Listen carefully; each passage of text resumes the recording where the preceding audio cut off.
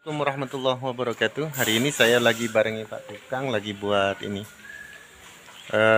Sebelumnya saya ucapkan terima kasih jazakumullah ahsanul jaza kepada saudara-saudara yang telah ikut wakaf pembelian tanah di Pondok Pesantren Alisani. Kami sedang membebaskan tanah seluas 1.300 meter. Sampai hari ini kira-kira masih kurang 500 sekian meter, belum diupdate ya. Jazakumullah ahsanal jaza, mudah-mudahan dibalas oleh Allah Subhanahu wa taala. Nah, kali ini saya ingin menanggapi satu video daripada Khina Habib Aventador 007. Nampaknya beliau memang kayak 007. Beliau cermat dan apa namanya ya, di dalam melihat berbagai data, dan beliau coba apa namanya melihat di family tree kalau nggak salah. Tetapi ada sedikit yang beliau terlewatkan ya, dan yang beliau sampaikan kemudian menjadi salah persepsi, yaitu di video beliau tidak ditemukan orang Indonesia yang tes DNA kemarin.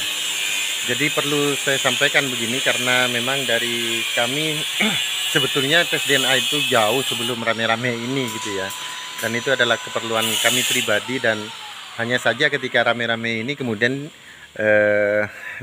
terbawa gitu. Nah, seperti yang kita ketahui, DNA itu kan juga urusannya medis, artinya informasi itu adalah milik pribadi dan tidak bisa disebarluaskan. Nah, oleh sebab itu, kalau Habib Aventador tidak menemukan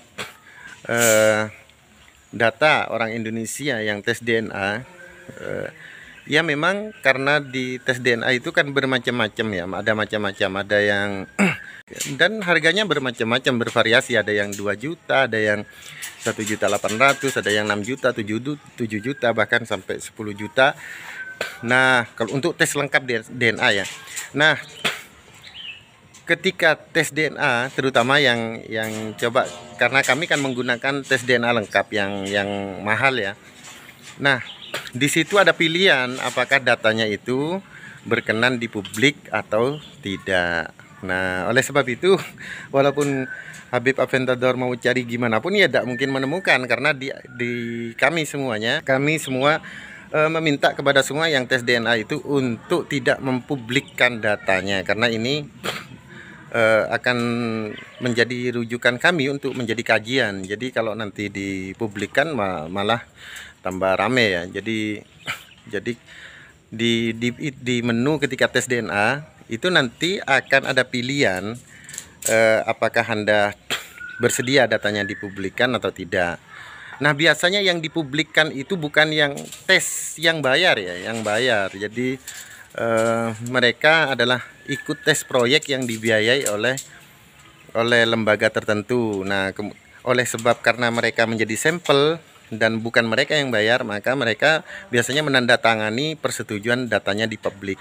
Oleh sebab itu yang disampaikan oleh Habib Aventador, kemudian mana buktinya, katanya ada yang banyak yang tes DNA, kok tidak ada ya, karena memang kami tidak mempublik data itu. Jadi family tree tidak bisa mempublik data seseorang karena itu merupakan rahasia.